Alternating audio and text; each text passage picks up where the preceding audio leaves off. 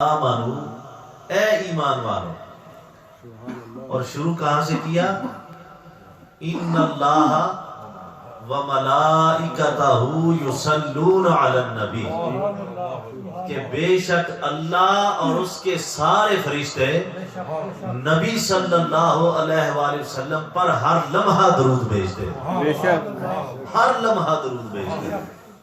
اب دیکھیے حضرات ذی وقار، اللہ رب العزت نے یہ کچھ چند فرشتوں کی بات نہیں کی کہ یہ فرشتوں کا ایک گروپ ہے یا ایک گروہ ہے، وہ حضور علیہ السلام پر درود پاک بھیجتا ہے، یا ایک گروپ یہ ہے یہ آقا علیہ السلام پہ درود پاک بھیجتا ہے، اور باقی فرشتے ہیں جو وہ کوئی اور کام کر رہے ہیں۔ نہیں، فرشتے جتنے بھی ہیں ان کی اللہ رب العزت نے خواہ اور کوئی ڈیوٹیاں لگا رکھی ہوں یا نہ لگا رکھی ہوں، باقی ڈیوٹیاں اپنی اپنی سیپریٹ وہ ادا کرتے ہیں، لیکن یہ ایک عمل ایسا ہے جو اللہ کے سارے فرشتے کرتے ہیں، وَمَلَائِكَتَهُ، اس کے سارے فرشتے۔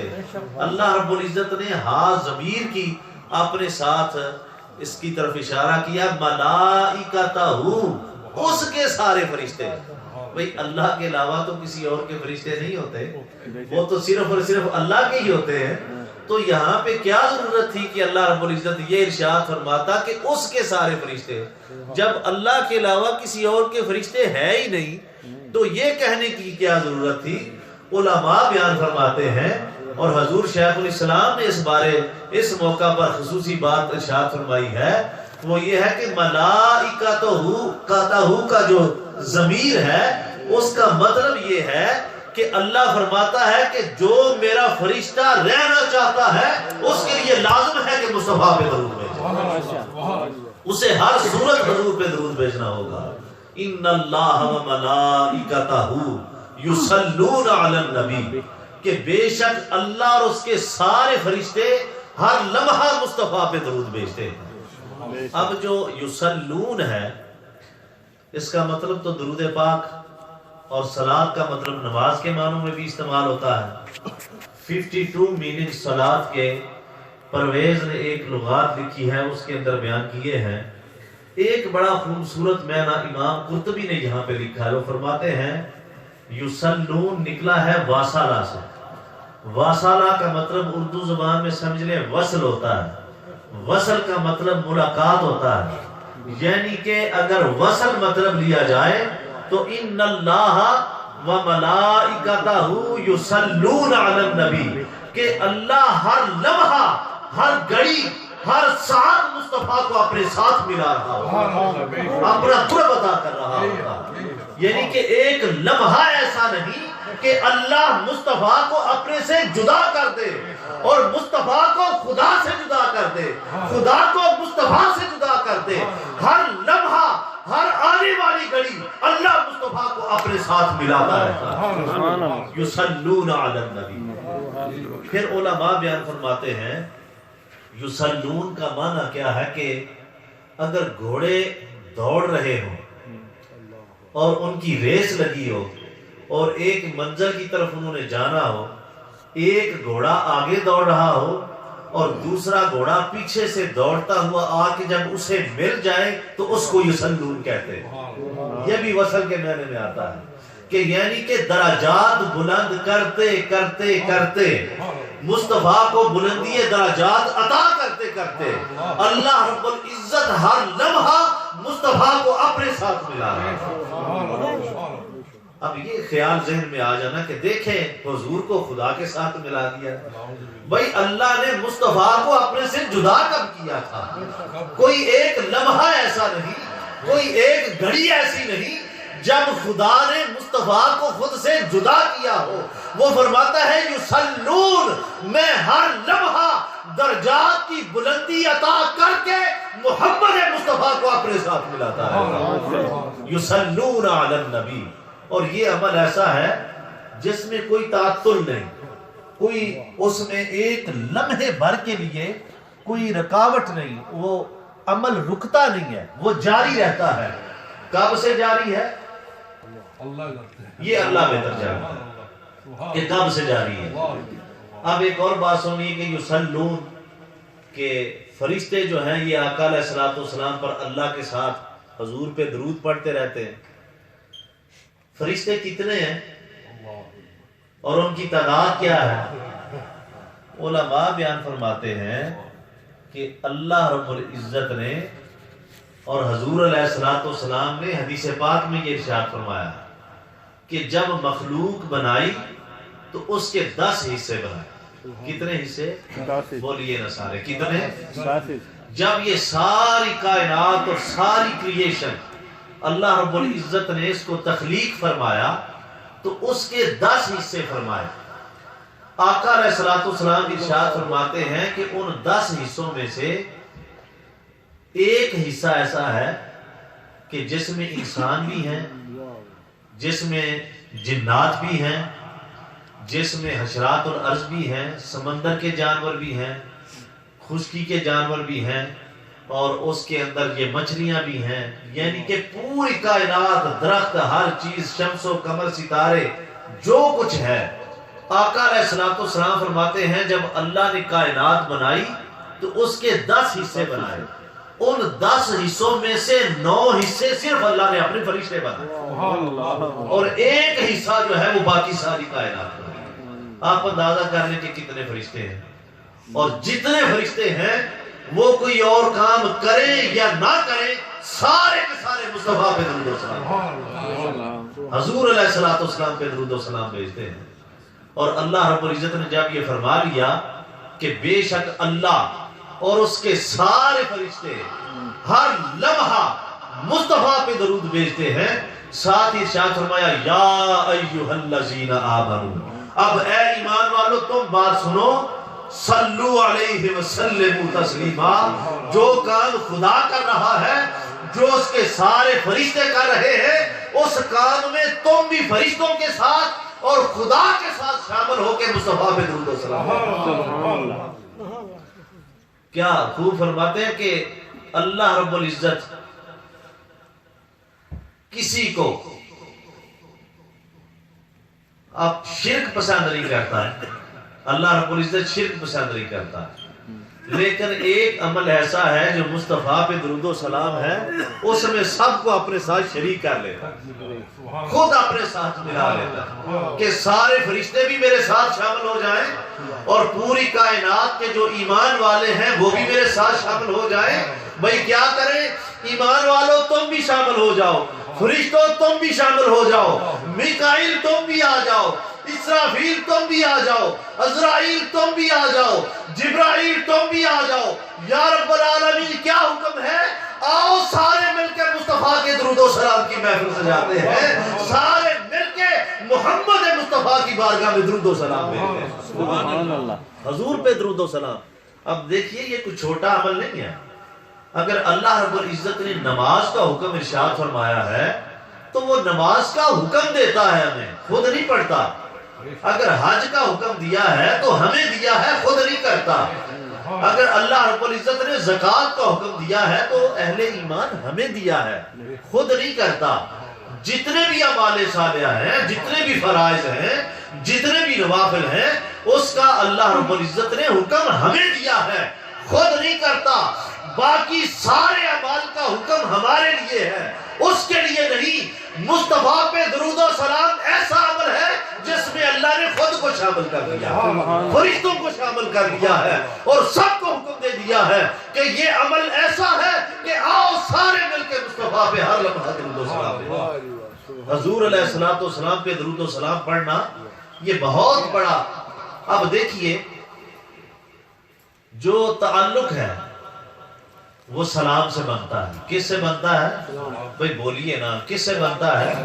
سلام سے بنتا ہے. آپ اس بات کے اوپر ایگری کریں گے ماشاءاللہ. یہ توجہ فرمائیں، یہ ہمارے بھائی جان بنگلہ دیش کے ہیں، یہ تشریف لائے ہیں، اور یہ آصف بھائی ہیں، یہ یہاں پہ بیٹھے ہیں.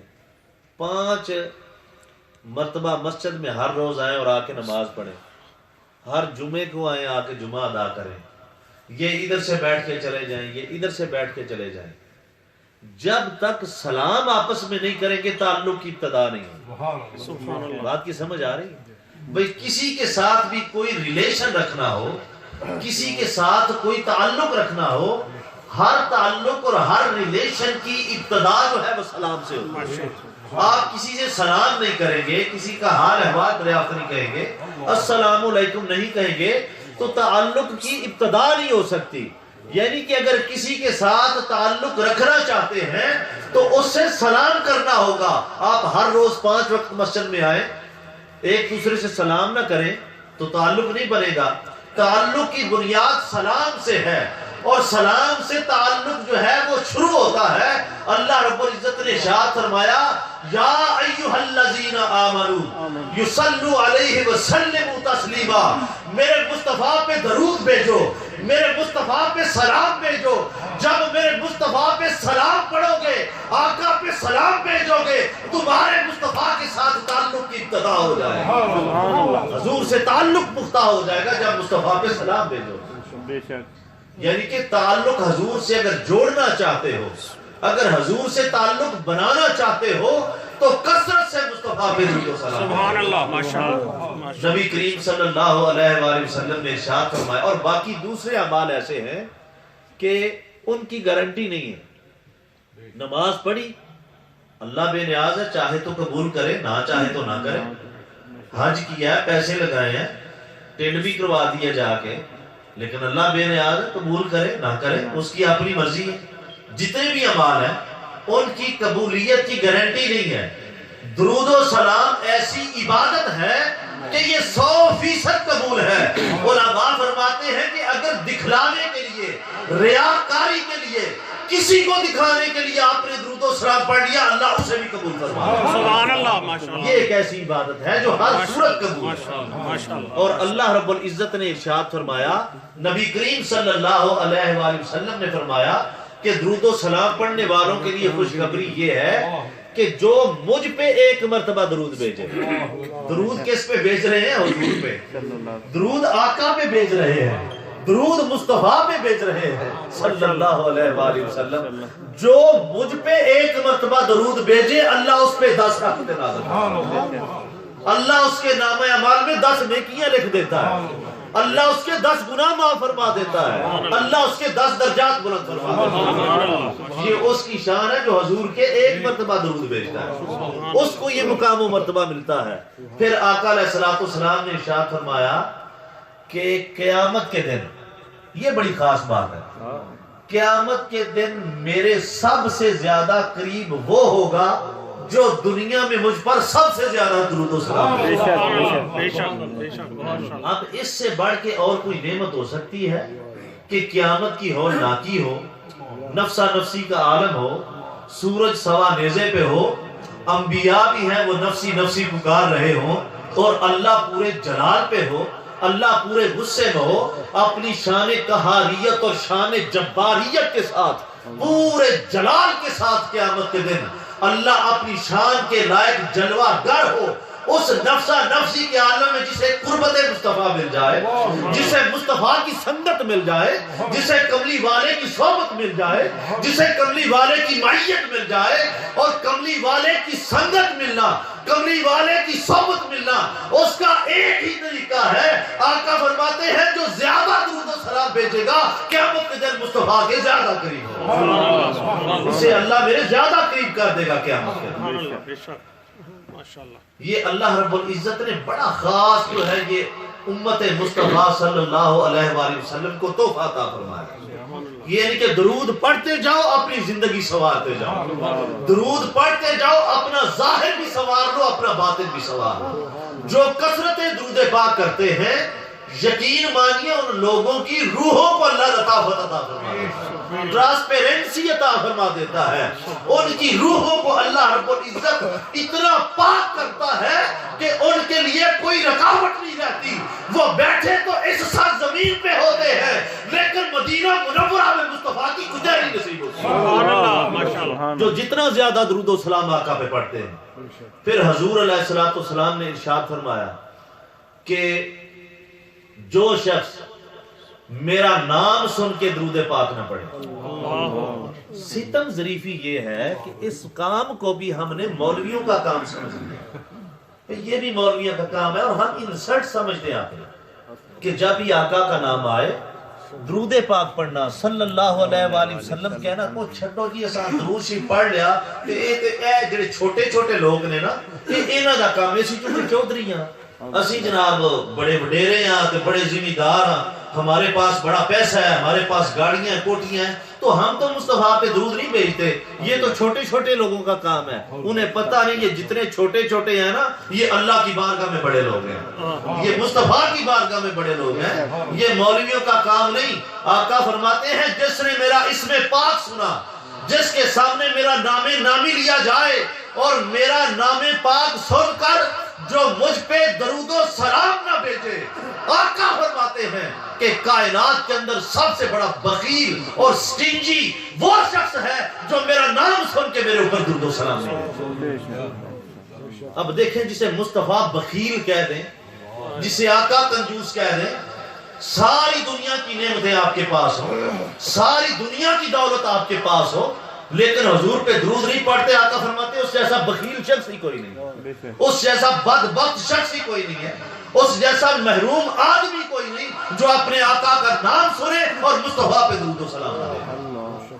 اور آقا علیہ السلام ایک اور حدیث پاک آپ کے سامنے وہ بیان کرتا ہوں یہ جو آج کل آپ کے پاس ایک کتاب ہوتی ہے ہر مسجد کی لائبریری میں تقریباً آپ کو مل جاتی ہے اس کتاب کا نام ہے فضائل اعمال کیا نام ہے جی فضائل اعمال مولانا محمد زکریا سہارنپوری نے یہ کتاب لکھی ہے اور جو ہمارے دوست تبلیغی جماعت کے ساتھ منسلک ہوتے ہیں ان کے پاس یہ کتاب ہر صورت ہوتی ہے اور اس سے وہ درس دیتے ہیں اس کی موڈیفیکیشن کی گئی اس کا نام چینج کیا گیا سب سے پہلا اس کا نام تبلیغی نصاب ہوا کرتا تھا وہ اصل نسخہ میرے پاس موجود ہے تبلیغی نصاب کے اندر یہ جو فضائل اعمال ہے نا کہ حج کے فضائل روزہ کے فضائل نماز کے فضائل اس کے اندر ایک چیپٹر ہوا کرتا تھا جس کا نام ہوتا تھا فضائل درود شریف یہ چیپٹر آج کل یہ چیپٹر جو ہے وہ سے نکال دیا گیا استغفر اللہ العظیم آپ اندازہ کر لیں کہ ہمارا ایمان کس حد تک مضبوط ہے کہ اس کتاب کے اندر جہاں پہ نماز کے فضائل تھے ذکر کے فضائل تھے روزے کے فضائل تھے حج کے فضائل تھے اسی کتاب کے اندر ایک چیپٹر باقاعدہ انہوں نے باندھا ہوا تھا جس کا نام تھا فضائل درود شریف اب اس پورے چیپٹر کو اس کتاب سے نکال دیا گیا اس کا نیا ایڈیشن تیار کر کے اس کا نام فضائل اعمال رکھ کے اس سے اندر سے فضائل درود شریف کو نکال دیا گیا جو اصل کتاب ہے اس کے اندر مولانا محمد زکریا سہارنپوری لکھتے ہیں کہ نبی کریم صلی اللہ علیہ وآلہ وسلم کی قبر انور پر آپ کے روضہ انور پر اللہ رب العزت نے ایک فرشتے کی ڈیوٹی مقرر کر دی ہے سمجھ آ رہی فرشتے کی ڈیوٹی مقرر کر دی ہے اور اس کو پوری کائنات کی آوازیں سننے کی اللہ نے طاقت عطا فرمائی سبحان اللہ اور پوری کائنات سے جہاں سے بھی کوئی شخص حضور پہ درود بھیجے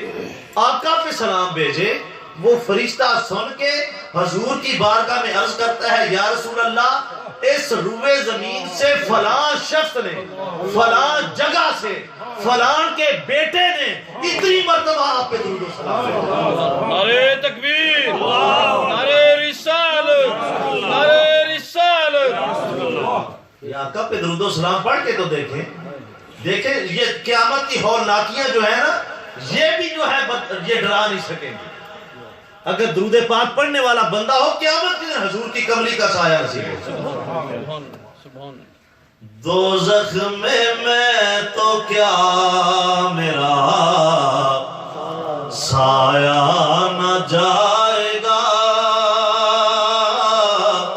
یہ یقین کی بات ہے دوزخ میں تو کیا میرا سایہ نہ جائے گا دوزخ میں تو کیا میرا سایہ نہ جائے گا دوزخ میں تو کیا میرا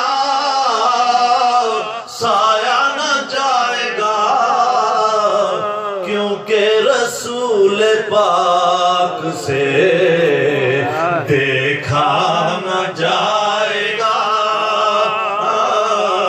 کیونکہ رسول پاک سے دیکھا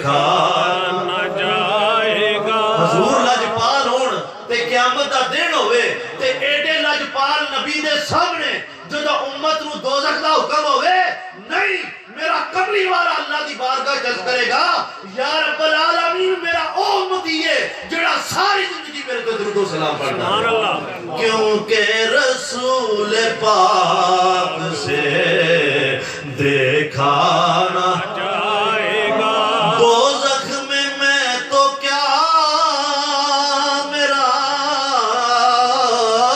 دوزخ میں تو کیا میرا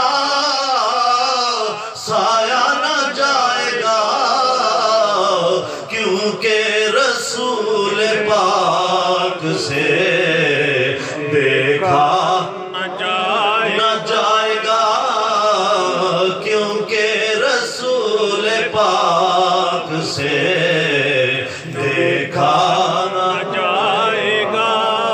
نبی کریم صلی اللہ علیہ وآلہ وسلم ارشاد فرماتے ہیں کہ بھئی یہ تو ہم گناہگار لوگ ہیں جو ہر لمحہ ہمیں اللہ نے یہ سعادت دی ہے کہ درود و سلام پڑھیں، حضور کی بارگاہ میں جائیں۔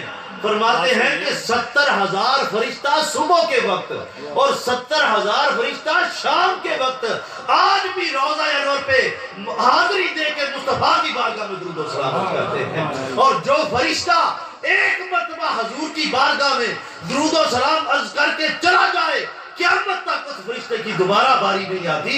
یہ حضور کے غلام ہیں جو بار بار آقا کے دربار پہ حاضر بھی ہوتے ہیں، درود و سلام کا نذرانہ بھی پیش کرتے ہیں۔ آخری بات عرض کرتے ہیں، نبی کریم صلی اللہ علیہ وآلہ وسلم نے منبر کی پہلی سیڑھی پہ قدم رکھا، فرمایا آمین، دوسری سیڑھی پہ قدم رکھا، فرمایا آمین، تیسری سیڑھی پہ قدم رکھا، فرمایا آمین۔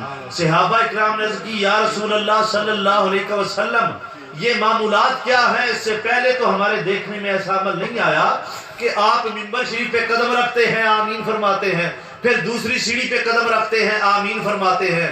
آقا فرماتے ہیں بات یوں ہے، جب میں نے منبر کی پہلی سیڑھی پہ قدم رکھا، سبحان اللہ، پہلی سیڑھی پہ قدم رکھا، اب 3 حکم ہیں۔ ایک حکم یہ ہے کہ جبریل امین حاضر ہوئے، آ کے عرض کی یا رسول اللہ صلی اللہ علیہ وسلم اللہ فرماتا ہے کہ جس کی زندگی میں رمضان شریف آیا اس نے رمضان کے روزے رکھ کے اپنے اوپر جنت کو واجب نہ کیا وہ ہلاک ہو جائے۔ آقا فرماتے ہیں جب جبریل نے یہ بات دعا کی تو میں نے آمین کہا کہ یا اللہ قبول فرما، واقعتاً وہ شخص ہلاک ہو جائے۔ پھر فرماتے ہیں جب میں نے دوسری سیڑھی پہ قدم رکھا جبریل امین حاضر ہوئے، انہوں نے فرمایا کہ یا رسول اللہ جس شخص کے ماں باپ زندہ ہیں اور یا ایک زندہ ہے یا دونوں زندہ ہیں، جس شخص نے ان کی خدمت کر کے اپنے اوپر جنت کو واجب نہ کر لیا وہ بھی ہلاک ہو جائے۔ آقا نے فرمایا آمین۔ فرماتے ہیں جبریل نے یہ دعا کی، میں نے آمین کہہ دیا۔